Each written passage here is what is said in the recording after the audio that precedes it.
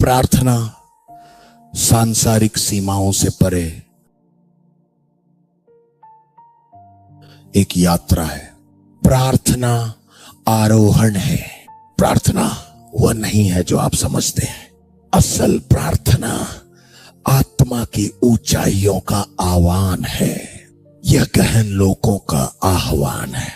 यह ईश्वर के लोकों से संवाद करने और आत्मा के रहस्यों में प्रवेश करने का आह्वान है।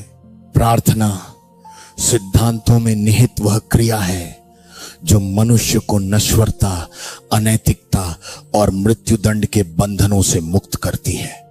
प्रार्थना आरोहण का आह्वान है। क्या मैं इसे दोबारा कहूं?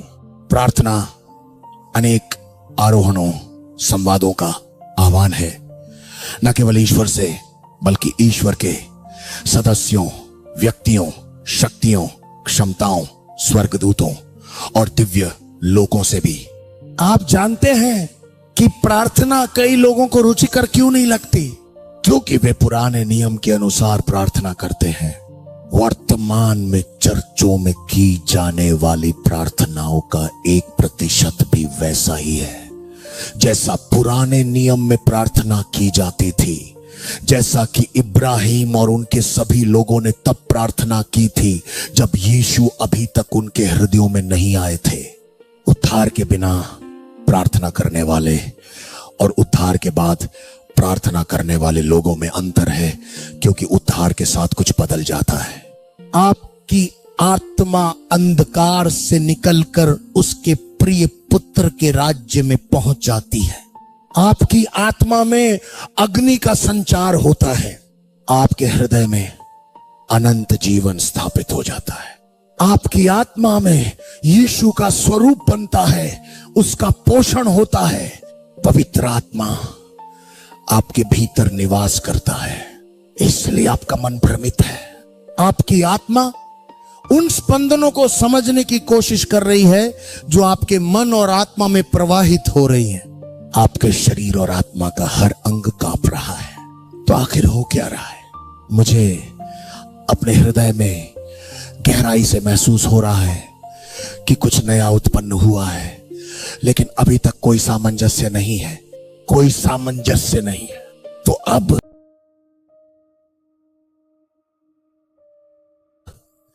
ईश्वर प्रार्थना के नियम को खोलते हैं। ईश्वर प्रार्थना के नियम को खोलते हैं ताकि आपकी आत्मा, मन और शरीर पर आपकी मानवीय आत्मा का प्रभुत्व फिर से जागृत हो सके। इस पर विचार करें। इस पर विचार करें। तो प्रार्थना क्या है? प्रार्थना क्या है? नए नियम के विश्वासी के लिए प्रार्थना क्या है? नए नियम के विश्वासी के लिए प्रार्थना क्या है? क्योंकि यदि आप नए नियम के विश्वासी और पुराने नियम के विश्वासी के लिए प्रार्थना के बीच का अंतर नहीं समझते हैं, तो आप दो वास्तविकताओं के बीच खो जाएंगे। इसीलिए पवित्र आत्मा पुनर्जन्म लेने वाले व्यक्ति को सबसे पहले प्रार्थना की भाषा प्रदान करती है, क्योंकि प्रार्थना की भाषा मानवीय भाषा नहीं है। बस इस पर विचार करें।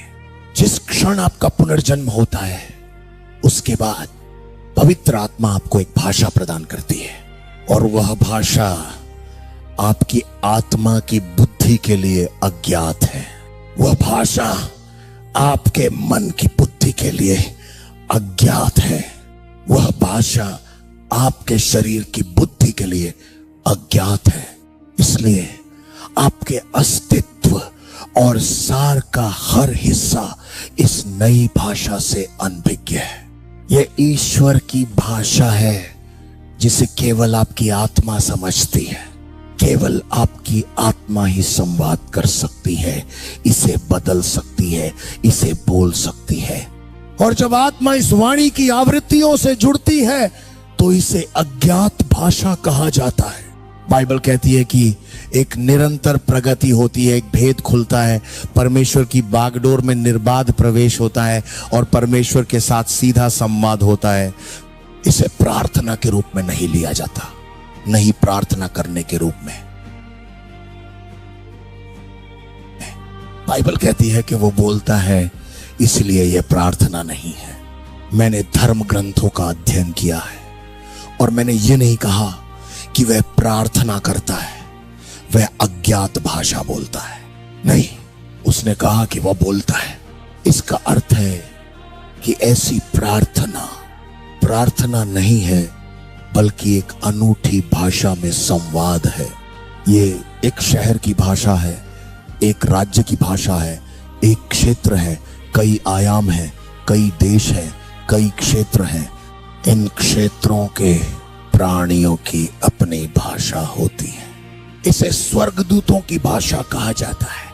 उसने कहा, हालांकि मैं स्वर्गदूतों की भाषा बोलता हूं, हालांकि मैं स्वर्गदूतों की भाषा में बोलता हूं, फिर एक और भाषा है जिसे अज्ञात भाषा कहा जाता है।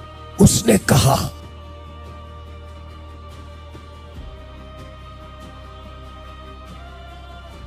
कि वह इसे बोलता है।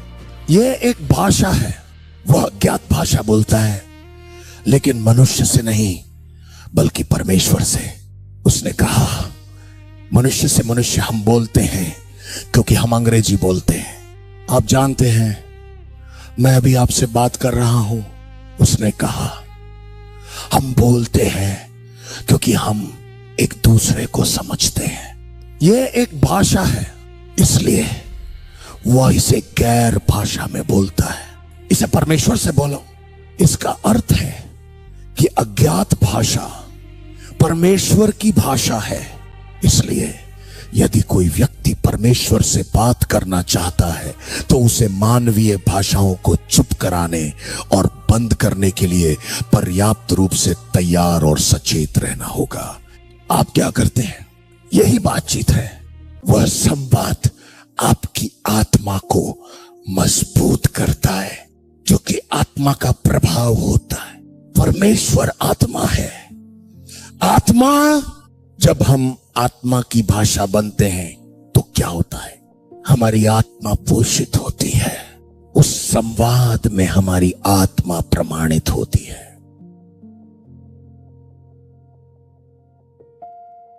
यह आपकी आत्मा का निर्माण नहीं करता, बल्कि वह लेन देन, वह संवाद संगति का एक बादल बनाता है। संगति के उस बादल में आपकी आत्मा के विकास और पोषण के लिए अलौकिक पोषक तत्वों का प्रभाव होता है। इसलिए हम सभी क्षेत्रों में समान क्षमता नहीं रखते। हमारे पास समान अल्पसंख्यक नहीं है। हमारे पास समान आध्यात्मिक शक्ति नहीं है। हमारा विश्वास समान स्तर पर नहीं है। हाँ, आपके पास एक सीमा है। हम सभी को एक सीमा मिली है, लेकिन हम में से अधिकांश उस सीमा से आगे निकल चुके हैं। इसमें कहा गया है, अपने सबसे पवित्र विश्वास का निर्माण करो, प्रार्थना करो। इसीलिए कभी कभी आप कहते हैं कि आप आते हैं और कहते हैं कि मैं कहीं नहीं जा रहा। आप सीखते हैं कि कुछ कैंसर का कोई इलाज नहीं है, क्योंकि आपके विश्वास का स्तर उस कैंसर की कानूनी शक्ति तक नहीं पहुंचा है।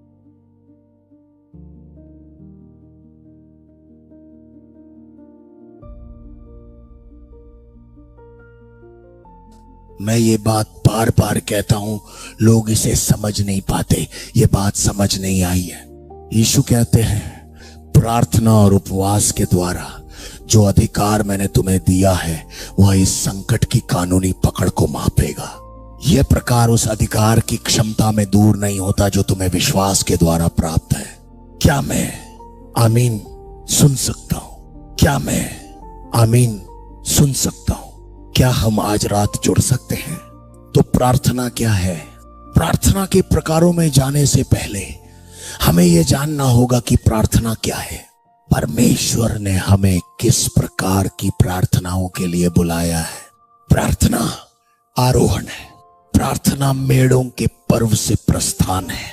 प्रार्थना का अर्थ है मानवीय भाषा को बंद करके पवित्र आत्मा की भाषा, ईश्वर की भाषा को अपनाना। प्रार्थना केवल ईश्वर की भाषा बोलना ही नहीं है, बल्कि उन प्राणियों से संवाद करना भी है जो ईश्वर के गुप्त रहस्यों को धारण करते हैं।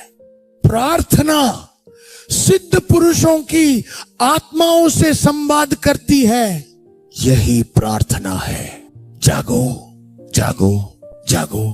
प्रार्थना के कारण और प्रार्थना क्या होनी चाहिए और प्रार्थना करते समय हमें क्या उम्मीद रखनी चाहिए, यह है कि जब हम प्रार्थना करते हैं तो हमें सिय्योन पर्वत पर बुलाया जाता है जो जीवित परमेश्वर का नगर है। इसलिए यह मानवीय क्षेत्र में की जाने वाली प्रार्थना नहीं है। प्रार्थना परमेश्वर के गुंबदों में, परमेश्वर के राज्य में, हमारे अधिकार के अधीन धर्मी लोगों में जागृति है। पवित्र आत्मा की शक्तियों, आत्मा और क्षमताओं का सक्रियण है। जब हम प्रार्थना करते हैं तो इसका अर्थ वही है जो बाइबल कहती है, तुम सिय्योन पर्वत पर आए हो, तुम जीवित परमेश्वर के नगर सिय्योन में आए हो। अब इससे पहले कि मैं प्रार्थना पर बात करूं, क्योंकि आपको आश्चर्य होगा कि जब तक मैं आपको प्रार्थना बताता हूं तब तक आप समझ जाएंगे कि ये सभी प्रार्थनाएं आरोहण के शासनकाल में की गई थी। प्रत्येक प्रार्थना जीभों के कंपन के माध्यम से ऊपर उठने की उम्मीद रखती है। जब आप प्रार्थना करते हैं तो आप जीवित परमेश्वर के नगर सिय्योन पर्वत पर पहुंचेंगे। बाइबल इसे स्वर्गीय यरूशलेम कहती है। आप सिय्योन पर्वत पर पहुंचते हैं। इसलिए प्रार्थनाएं मानवीय क्षेत्र में नहीं की जाती हैं। हम मानवीय क्षेत्र से शुरू करते हैं लेकिन परमेश्वर के क्षेत्र में समाप्त होते हैं। क्या मैं सुन सकता हूं? आमीन। इसे स्वर्गीय यरूशलेम कहा जाता है और उस आयाम में बाइबल कहती है कि अनगिनत स्वर्गदूतों का समूह है।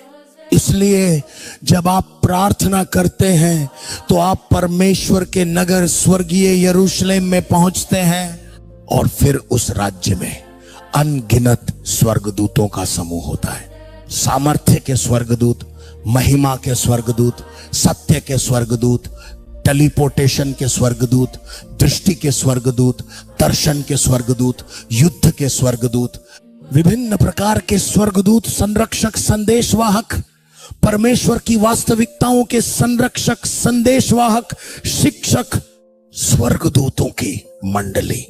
और फिर से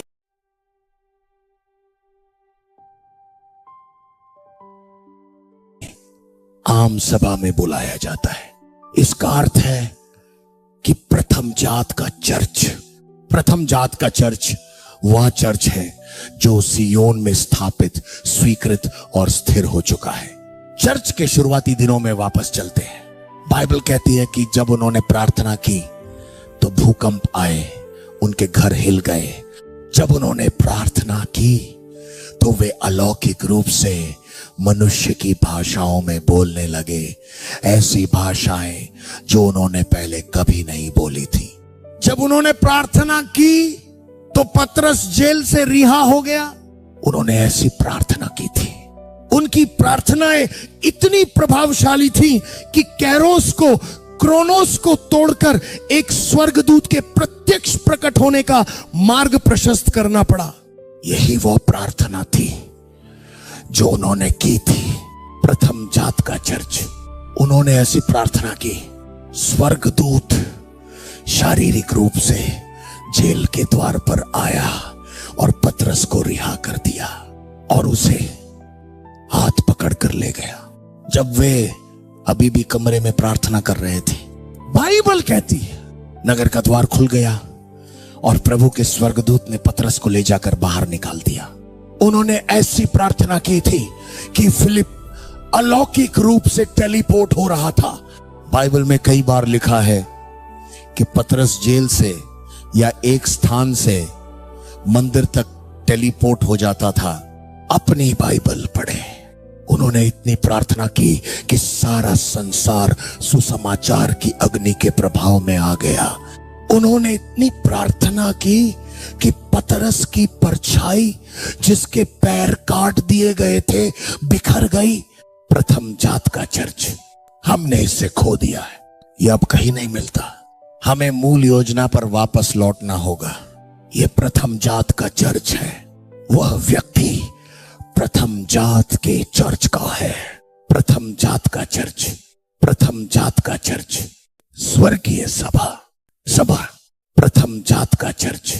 इसलिए प्रथम जात के चर्च का विश्वास ही वह है जिस पर हमें लौटना चाहिए।